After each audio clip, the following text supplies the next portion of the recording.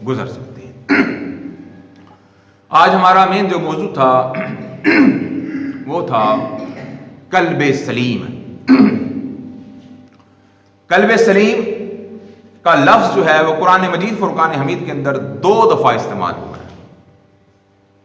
دونوں دفعہ حضرت ابراہیم علیہ السلام کے حوالے سے یہ استعمال ہوا۔ ایک دفعہ استعمال ہوا اذ جاء ربہ بقلب سلیم، کہ جب قلب سلیم والا شخص جو ہے وہ اپنے رب کی بارگاہ میں حاضر ہوا، یا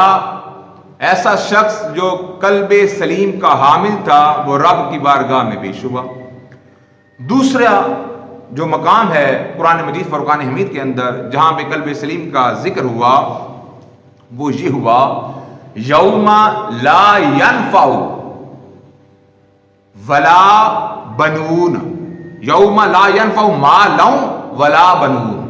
الا من آتى اللہ بقلب سلیم۔ یہ 2 جگہ قرآن مجید کے اندر قلب سلیم کا ذکر ہوا ہے۔ دوسری جگہ جو استعمال ہوا ہے کہ یوم لا ینفع مال ولا بنون، کہ روز محشر مال اور اولاد بندے کے کسی کام نہیں آئے گی، الا من آتى اللہ بقلب سلیم، سوائے قلب سلیم کے، یعنی سوائے اس شخص کے جو قلب سلیم لے کر اپنے رب کی بارگاہ میں حاضر ہوا۔ اب قلب سلیم کیا ہے، یعنی سلامتی والا قلب کیا ہے، سلامتی والا دل کیا ہے؟ کہ ایسا دل جو شرک سے پاک ہو،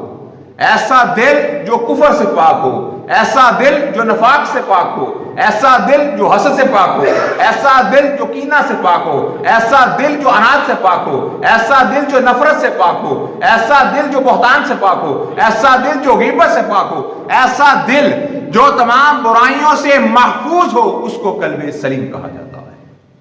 اور قلب سلیم کی اہمیت یہ ہے کہ حضور اکرم شفیع معظم صلی اللہ علیہ وآلہ وسلم صحابہ کے مجمع کے اندر بیٹھے ہوئے تھے، سامنے سے ایک شخص آیا جس کی داڑھی سے وضو کے پانی کے قطرے ٹپک رہے تھے اور اس نے اپنے بغل کے اندر اپنے جوتوں کو لیا ہوا تھا۔ حضور علیہ الصلوۃ والسلام نے ارشاد فرمایا میرے صحابہ اگر دنیا میں کوئی جنتی شخص کی زیارت کرنا چاہتا ہے تو وہ اس شخص کو دیکھ لے۔ دوسرا روز ہوا، حضور صحابہ کے مجمع میں موجود وہی شخص دوبارہ آیا، حضور علیہ الصلوۃ والسلام نے ارشاد فرمایا اے میرے صحابہ اگر دنیا میں کسی جنتی شخص کو دیکھنا ہے تو اس شخص کو دیکھ لو۔ تیسرا روز ہوا،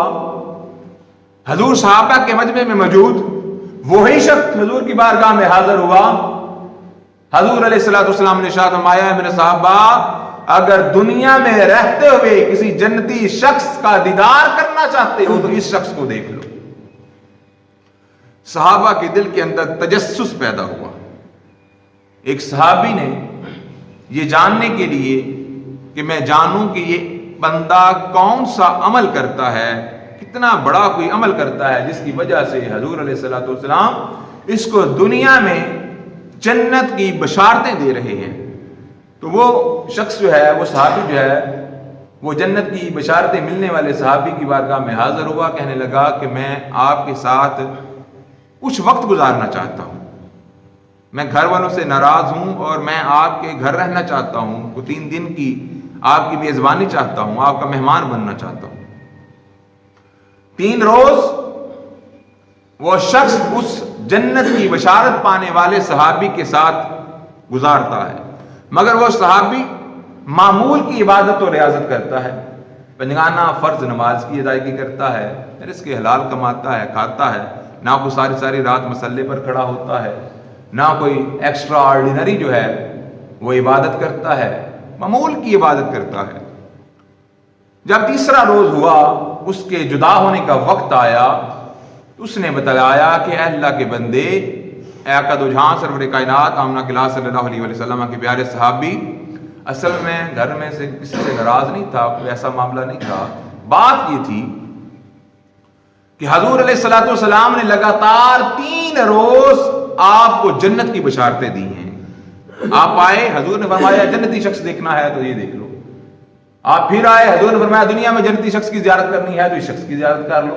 آپ تیسرے روز آئے، پھر حضور نے فرمایا اے میرے صحابہ اگر دنیا میں رہتے ہوئے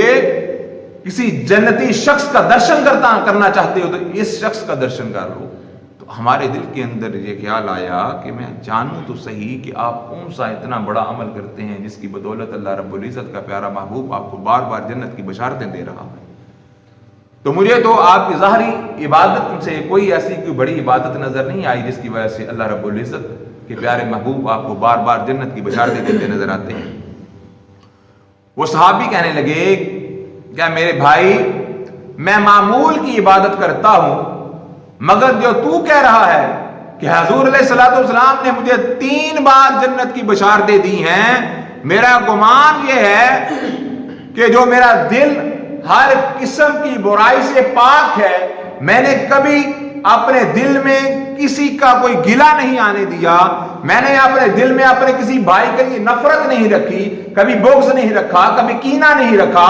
اور میرے ساتھ جو ظلم کرتا ہے، زیادتی بھی کر دیتا ہے، میں اس کو بھی اللہ کی رضا کے لیے معاف کر دیتا ہوں. میرے دل کے اندر کبھی نفرت کے جذبات جنم نہیں لیے. میں یہ سمجھتا ہوں کہ ہو سکتا ہے کہ میرے اس عمل کی بدولت حضور علیہ الصلوۃ والسلام نے مجھے جنت کی بشارتیں ڈالی. تو وہ صحابی کہنے لگا کہ بلا شبہ تمہارا یہ جو عمل ہے یہ بہت بڑا ہے کہ جو تو اپنے دل کو پاک اور صاف رکھتا ہے اور تمام برائیوں سے محفوظ رکھتا ہے، اسی وجہ سے اللہ کے پیارے حبیب نے تجھے جنت کی بشارتیں عطا فرمائی. تو حضور علیہ الصلوۃ والسلام نے ارشاد فرمایا کہ جسم کے اندر ایک گوشت کا لوتھڑا ہے، اگر وہ درست ہو جائے تو سارا جسم درست ہو جاتا. حضور نے فرمایا بندہ مومن کا جو دل ہے وہ ایسی چیز ہے، ایسی جگہ ہے، اگر وہ صاف ہو جائے، وہ پاک ہو جائے تو تمام جسم پاک اور صاف ہو جاتا ہے. اور یہی وہ دل ہے جو اللہ کے رہنے کی جگہ ہے. اب بیت اللہ ہے، بیت اللہ میں اللہ رہتا تو نہیں ہے، مگر اللہ رب العزت کی جو تجلیات ہیں اس پر رونما ہوتی ہیں، اس پر برستی ہیں. اسی طرح حضور علیہ الصلوۃ والسلام نے ارشاد فرمایا کہ اللہ جو ہے وہ بندہ مومن کے شاہراہ سے بھی زیادہ قریب ہے. رب بندوں کے دلوں میں بسا کرتا ہے، مگر ہر دل کے اندر اللہ نہیں ہوتا. کیوں؟ اگر کوئی دودھ کسی برتن میں ڈالا جائے تو اس برتن کا پاک ہونا ضروری ہوتا ہے. آپ گندا برتن کسی کے سامنے پیش کریں اور کہیں کہ اس کے اندر دودھ ڈال دو تو وہ کہے گا کہ دودھ اللہ کا نور ہے، پہلے برتن دھو کے لاؤ، اس کو صاف کر کے لاؤ، پھر میں اللہ کا نور دودھ ڈالوں گا. اب اگر آپ کا دل گندا ہوا، اس کے اندر دوسروں کی نفرتیں ہوئی، اس کے اندر حسد ہوا، بغض ہوا، کینہ ہوا، تو پھر اللہ کا نور جو ہے وہ آپ کے دل پر جلوہ گر نہیں ہوگا. حضور نے فرمایا جب کوئی بندہ گناہ کرتا ہے تو اس کے دل پر ایک سیاہ نشان لگ جاتا ہے. جب وہ توبہ کر لیتا ہے اس نشان کو، اس دھبے کو صاف کر دیا جاتا ہے. اگر وہ توبہ کے قریب نہیں جاتا، مزید گناہ کرتا ہے، کچھ روایات کے مطابق مزید داغ دل پر لگتے رہتے ہیں، اور بعض روایات کے مطابق وہ داغ بڑا ہوتا رہتا ہے. اور جب بندہ گناہ پہ گناہ کرتا چلا جاتا ہے تو دل پورے کا پورا سیاہ ہو جاتا ہے، پھر اس پر ہدایت اثر نہیں کرتی. تو دل کو پاک کرنے کے لیے، قلب سلیم کا حصول پانے کے لیے بندے کو اللہ کا ذکر کرنا ہوگا. الا بذکر اللہ تطمئن القلوب. دلوں کا سکون اللہ کے ذکر سے ہے. جب دل ناپاک ہو جاتا ہے، جب دل گندا ہو جاتا ہے، اور حضور نے فرمایا دلوں کو زنگ لگ جایا کرتا ہے، جس طرح لوہے کو زنگ لگتا ہے اسی طرح دلوں کو بھی زنگ لگ جاتا ہے، اور لوہے کے زنگ کو دور کرنے کے لیے ریگ مار کا استعمال کیا جاتا ہے، اور دلوں کے زنگ کو دور کرنے کے لیے اللہ کا ذکر کیا جاتا ہے. جب بندہ اللہ کا ذکر کرتا ہے، یا ایھا الذین آمنوا اذکروا اللہ ذکرا کثیرا، جب بندہ مومن ذکر کثیر کرتا ہے تو بندے کے دل کا زنگ صاف ہو جاتا ہے، بندے کا دل پاک اور مطہر ہو جاتا ہے. تو قلب سلیم کے حصول کے لیے ہمیں اللہ کا ذکر کثرت سے کرنا ہوگا. ہم اللہ کا ذکر کثرت سے کریں گے، اللہ کو یاد کریں گے، اللہ کے قرآن اور نبی کے فرمان کے مطابق اپنی زندگی کو گزاریں گے، اپنے دل کو حسد، بغض، کینہ، لوگوں کی نفرتوں سے محفوظ اور پاک کر لیں گے، ہمارے دل کے اندر لوگوں کی محبت ہوگی، مخلوق خدا کا پیار ہوگا، مخلوق خدا کا احساس ہوگا، مخلوق خدا کو فائدہ پہنچانے کا جذبہ ہوگا، تو پھر اللہ رب العزت کا ہمارے دل پر بسیرا ہوگا، رب کا نور ہمارے دلوں پر چمچم برسے گا۔ مگر رب کے نور کو حاصل کرنے کے لیے وہ قلب سلیم جس کے بارے میں